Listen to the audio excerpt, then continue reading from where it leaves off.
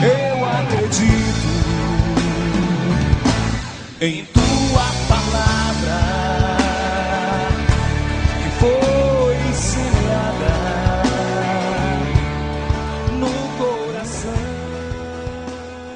O Senhor esteja convosco. Ele está no meio de nós. Proclamação do Evangelho de Jesus Cristo segundo João. Glória a vós, Senhor. Depois que Jesus saciara os 5.000 homens, seus discípulos ouviram andando sobre o mar. No dia seguinte, a multidão que tinha ficado do outro lado do mar constatou que havia só uma barca e que Jesus não tinha subido para ela com os discípulos, mas que eles tinham partido sozinhos. Entretanto, tinha chegado outras barcas de Tiberíades, perto do lugar onde tinham comido o pão, depois do Senhor ter dado graças. Quando a multidão viu que Jesus não estava ali, nem os seus discípulos, subiram às barcas e foram à procura de Jesus em Cafarnaum. Quando o encontraram no outro lado do mar, perguntaram-lhe: Rabi, quando chegaste aqui? Jesus respondeu: em verdade eu vos digo, estás me procurando, não porque viste os sinais, mas porque comesses pão e ficastes saciados. Esforçai-vos, não pelo alimento que se perde, mas pelo alimento que permanece até a vida eterna, e que o Filho do Homem vos dará. Pois este é quem o Pai marcou com o seu selo. Então perguntaram: que devemos fazer para realizar as obras de Deus? Jesus respondeu: a obra de Deus é que acrediteis naquele que ele enviou. Palavra da salvação.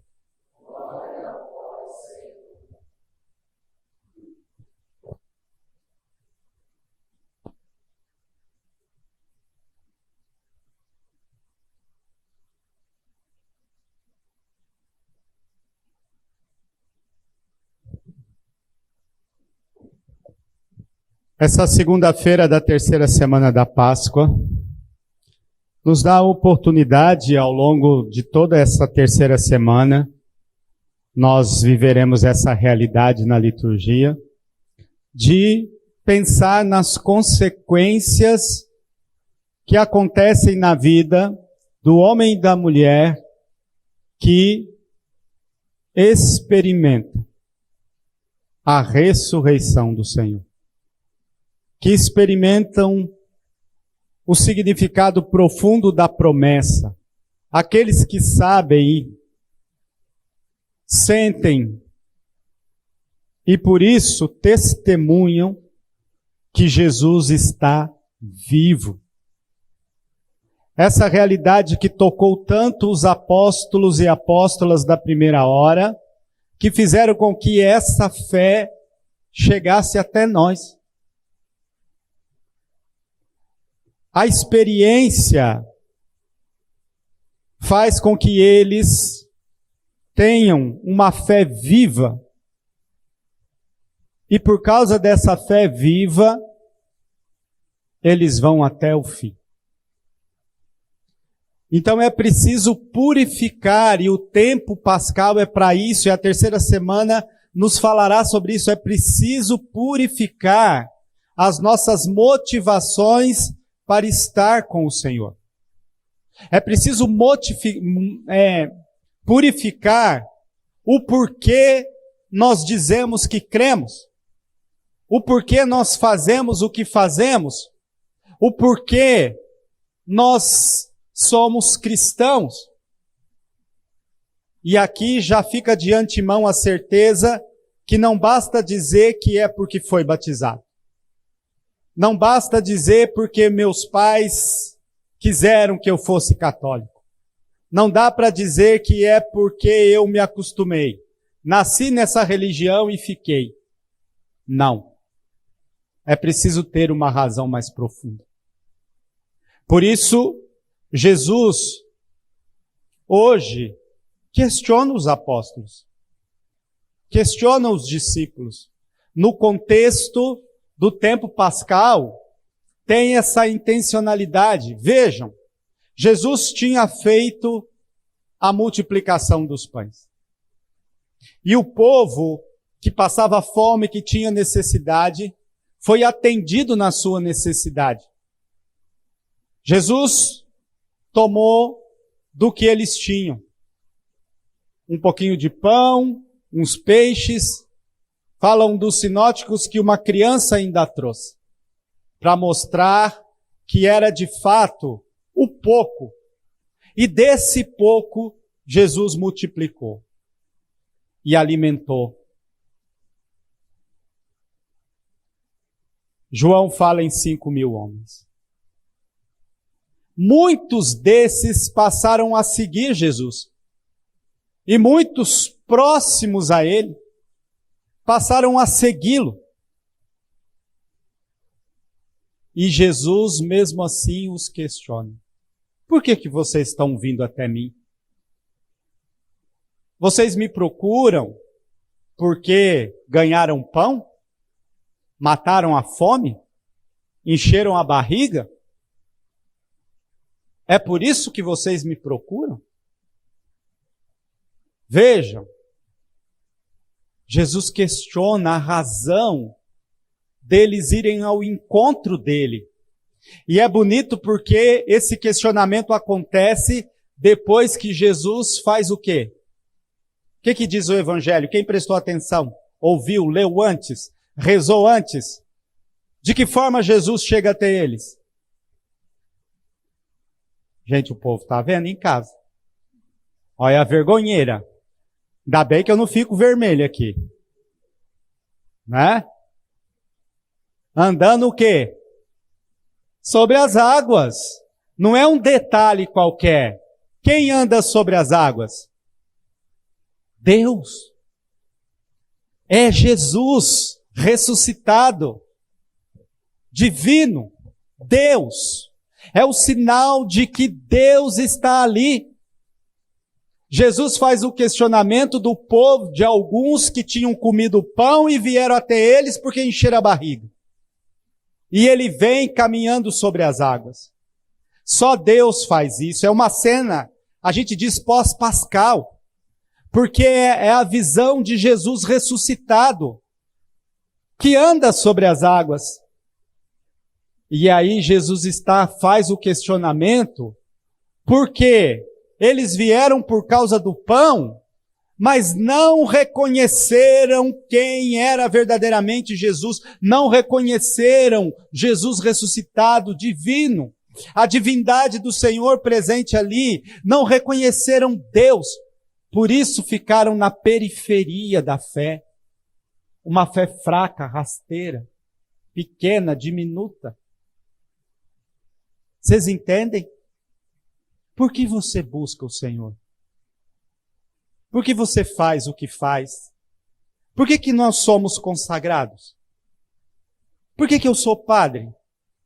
Por que você é consagrado ao Senhor em Betânia? Por que você é batizado? Por que você está nessa missa? Porque é obrigado, padre. Ah, se tivesse coragem de dizer, né? Será? Não sei. O Senhor está questionando a nossa motivação. Por que fazemos o que fazemos? É o convite para que você perceba o que muitos daqueles não perceberam. O Senhor caminha sobre as águas. Para os antigos, no fundo do mar, sobretudo do mar da Galileia, ficava o buraco de Hades, a porta do inferno. Por isso, quando havia tempestades e o mar se revoltava e via as ondas enormes, e aí você pode se lembrar do evangelho de Jesus andando sobre as águas, de Jesus dormindo no barquinho no meio da tempestade, lembram?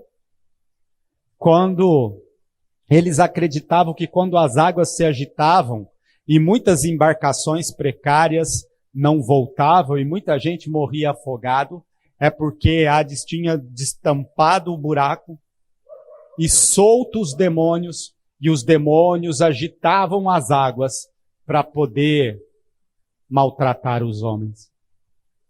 Jesus caminhando sobre as águas significa que ele tem o poder sobre os inimigos, que ele pisa sobre os demônios, que ele pisa no mal, que ele pisa naquilo que é contrário à vontade de Deus, naquilo que agita as águas da nossa vida, naquilo que agita as águas do mar da nossa vida. Sabe aquela música, se as águas do mar da vida, no seu enterro vão cantar isso. Não precisa ser hoje nem amanhã, mas vão cantar, porque canta em tudo quanto é enterro, velório. Agora em tempos de coronavírus não estão cantando, porque não dá nem para velar. Mas quando tinha velório, essa música era hit, top 5 ali nos enterros. Se as águas do mar da vida quiserem te afogar, aí, ó, quantos velórios vocês já foram? Sabe direitinho. Segura na mão de Deus e vá. Porque Ele é Deus. Ele faz a travessia. Esse canto no enterro significa que Ele é o Senhor da morte. Ele faz a travessia no mar da sua vida. A barca vai chegar do outro lado. Aliás, uma das imagens mais bonitas para a gente pensar na morte de uma forma cristã é imaginar a travessia de um rio, de um oceano. Você sai de um porto para descer num outro porto. Atravessa o mar, a barca vai e você deixa um porto para descer no outro porto. É uma imagem bonita. A morte é essa travessia do mar. Do outro lado do rio, do mar, está um porto te esperando para que você desça e continue a jornada. Essa é a imagem da morte para um cristão que sabe que Jesus caminha sobre as águas. Que Jesus é ressurreição e vida. Que Ele é o Senhor e não há outro. Então, por isso Jesus é tão contundente junto dos discípulos, dos apóstolos. Por que vocês estão aqui? Eles fizeram uma pergunta, Jesus respondeu outra coisa. Em verdade eu vos digo. Isso é interessante, né? Eles perguntam uma coisa, como chegastes aqui? E Jesus responde, em verdade vos digo. Estais me procurando porque não vistes sinais. Olha que importante isso, porque não vistes sinais. Mas porque comestes pão e ficaram de barriga cheia.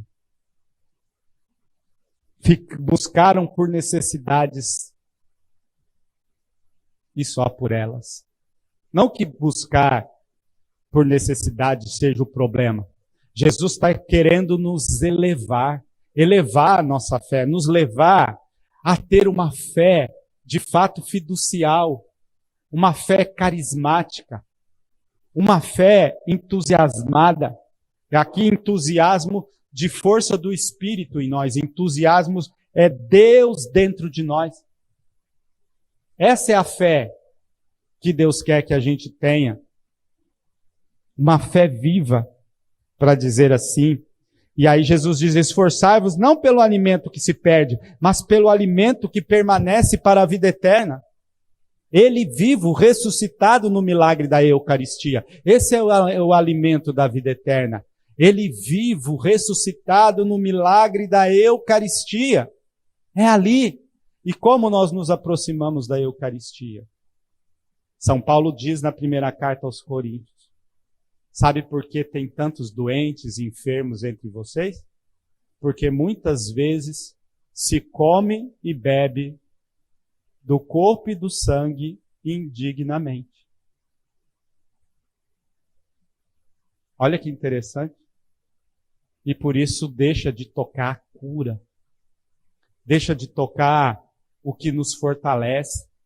Você, filho, filha de Betânia, preste atenção no que eu estou dizendo, porque eu estou pensando no que eu estou dizendo. todos os dias. Você que comunga tem esse privilégio, muitos que nos assistem não estão tendo essa graça de tomar a Santa Eucaristia. Remédio, cura. Mas como a gente se aproxima? Sem distinguir o corpo e o sangue, sem distinguir a presença, sem perceber que o Senhor está vivo, como estes que não viram o Senhor andando sobre as águas. Se preocuparam como ele chegou, mas não percebeu na fé que ele estava vindo sobre as águas, vencendo os inimigos, vencendo os demônios, pisando sobre o mar. Não perceberam os sinais. Quais os sinais do ressuscitado na sua vida?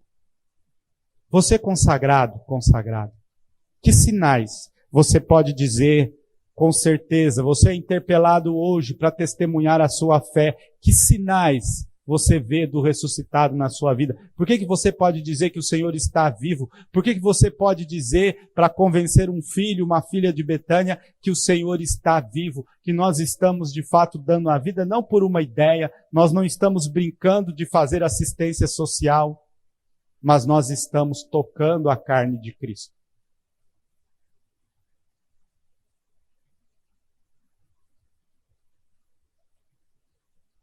O que devemos fazer? O que devemos fazer? Eles perguntaram. Para realizar as obras de Deus? Porque quando eles percebem que Jesus cobra deles os sinais, cobra deles o alimento vivo do céu, da eternidade, que é a Eucaristia, cobra deles essa certeza de que o Senhor está vivo, cobra deles a percepção dos sinais do ressuscitado no nosso meio. Eles perguntam, mas o que nós podemos fazer? O que nós precisamos fazer para realizar as obras de Deus?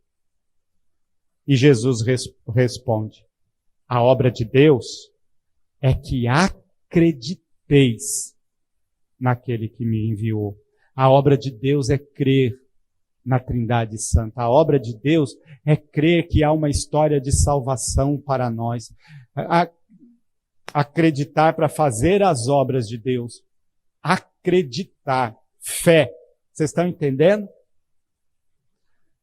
O tempo pascal vai cobrar isso de nós. A nossa fé. Porque Ele está vivo. Porque sem fé não cria a expectativa do batismo no Espírito. Não cria a expectativa do mergulho no Espírito Santo que atualiza Jesus em nós. E aqui eu vou terminando. Deveria até ter mais um sermão, mas eu vou parar aqui com a primeira leitura. Os Atos dos Apóstolos, que traz o testemunho de alguém que fez isso que eu acabei de dizer. Estevão, o protodiácono, o proto-mártir. Primeiro diácono do cristianismo, o primeiro mártir. Estevão, conta a tradição, estava entre os 120 daquele domingo de Pentecostes. Aqueles que esperavam, a tradição diz que 120 esperaram a promessa de Jesus. Porque Jesus ressuscitado mandou que eles esperassem a força do alto. Quando ascendeu, Jesus disse, espere a força do alto. E 120 esperaram. Estevão estava entre esses 120. E é bonito que o texto narra que Estevão bebeu tanto do Espírito, à luz da sua fé, que ele repetiu o que Jesus fez. Ele fez milagres como Jesus, ele pregou como Jesus, diz o texto, ele foi atuante como Jesus e ele foi condenado pelos mesmos crimes de Jesus e depois martirizado. O texto diz que ele foi condenado porque teve o falso testemunho, como de Jesus foi falso testemunho, de que havia falado mal da lei de Moisés, afrontado a lei de Moisés e de que havia afrontado o templo. Jesus viveu as mesmas coisas.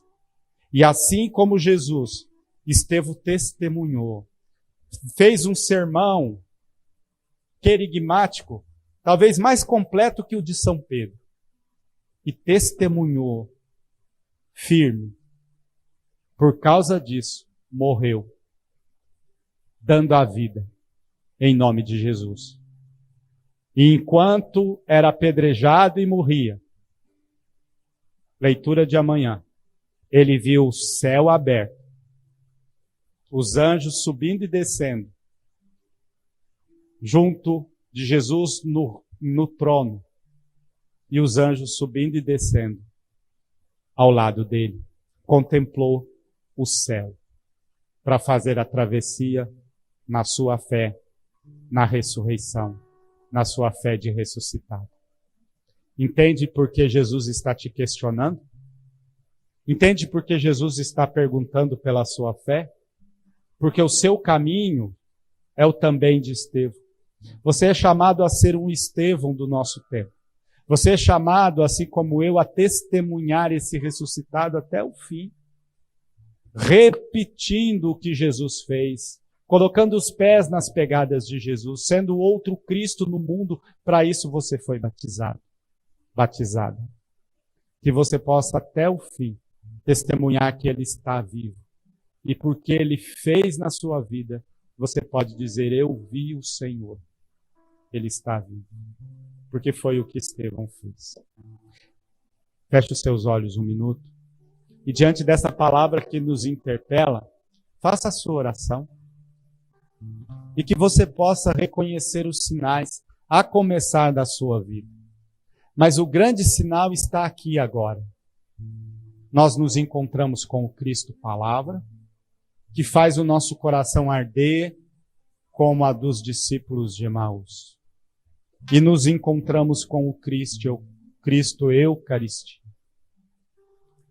Estamos juntos, reunidos em nome de Jesus, por isso Ele está no nosso meio.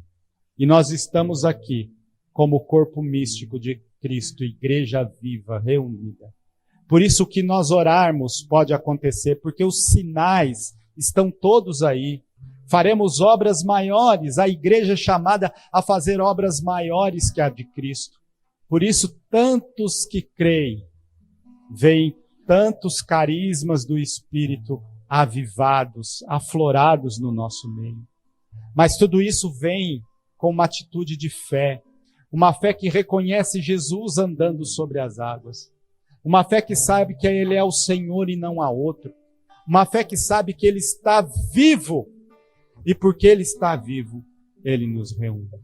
Diga, Senhor, eu quero viver assim, Senhor, eu quero essa experiência, eu quero ser Estevão, Senhor, eu quero testemunhar. Talvez nós não daremos a vida como tantos cristãos de todas as denominações têm dado a vida por esse mundo afora, mas nós somos chamados a, com a nossa vida, provar que Jesus está vivo, através da nossa palavra, através do nosso carinho, do nosso afeto, do nosso amor, através do nosso testemunho, para nós em Betânia, através do nosso acolhimento, através do cuidado uns para com os outros, através da nossa vida fraterna, através de uma comunidade orante, uma comunidade viva, uma comunidade de irmãos.